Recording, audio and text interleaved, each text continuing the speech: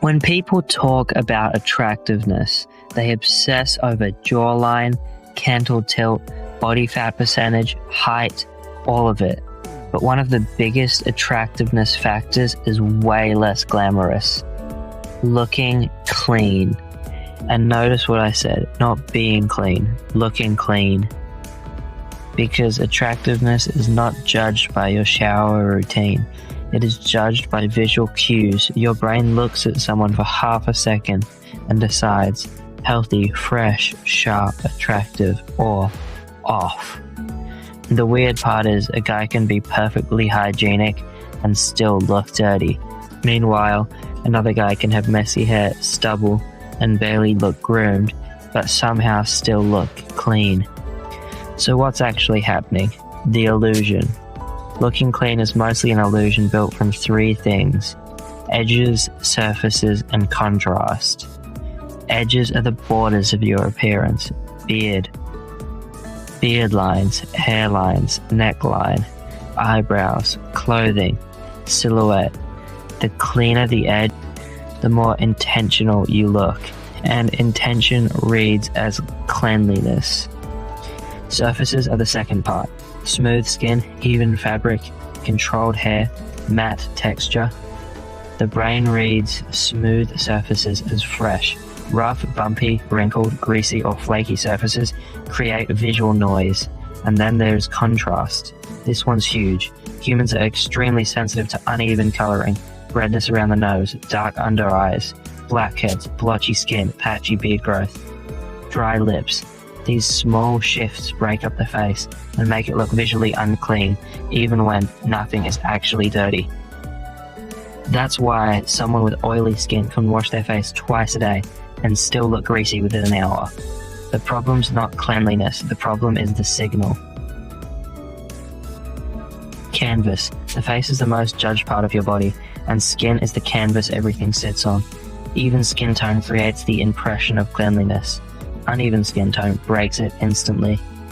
Texture matters just as much. Bumps, clogged pores, rough patches, and acne create tiny shadows to the eye. Those shadows can mimic dirt, stubble, or irritation. Shine is another layer. Some shine looks healthy, but too much shine, especially around the forehead, nose, and cheeks, reads as grease.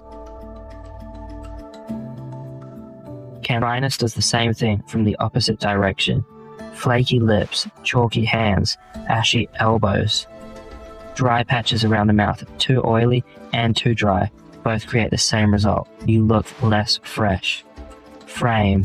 If skin's the canvas, hair is the frame, and nothing ruins the clean illusion faster than uncontrolled, stray hairs.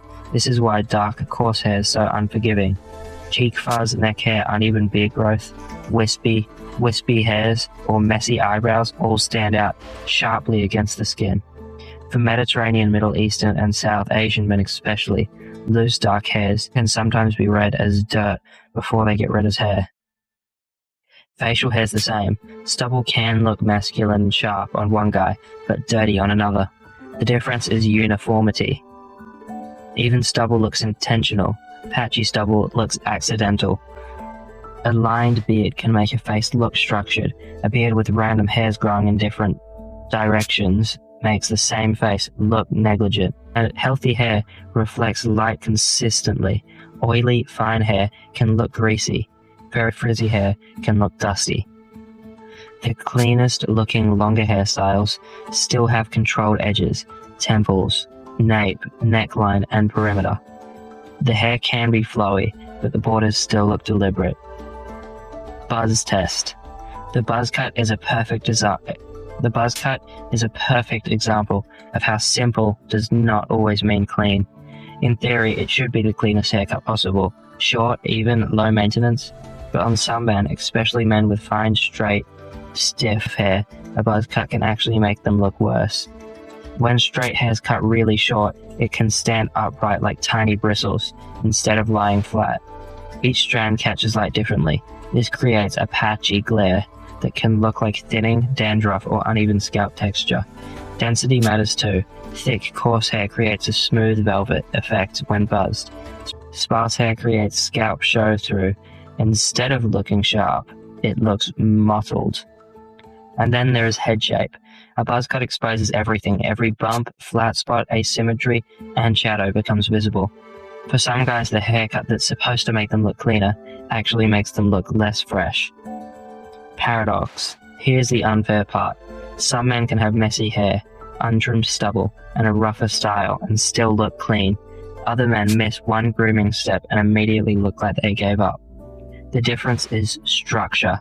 Men with sharp cheekbones, strong jawline, and angular faces already have natural edges built into their face. Their bone structure supplies the sharpness that messy grooming would normally remove. Men with softer or rounder features do not have that same buffer. If their grooming gets too loose, everything starts blending together. Noah Centineo is a good example. When he's groomed, he looks fresh and clean, but when he grows out the beard and goes too messy with the hair, his softer features lose structure. Now compare that to John Cortajarena. His face is so angular that messy grooming still has a frame to sit on. The structure carries the look. This is why the same messy style can look effortless on one guy and homeless on another. The game. This is why just showering is useless advice.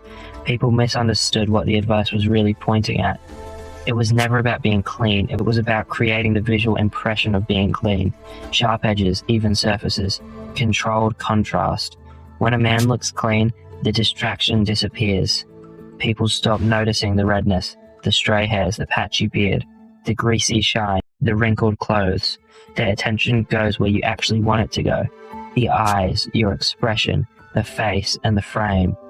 This is the real game, not trying to become a different person, just removing the visual noise that makes people underestimate what is already there. And if you enjoyed this video, I'm making videos like this every day, so please subscribe and turn on the notifications.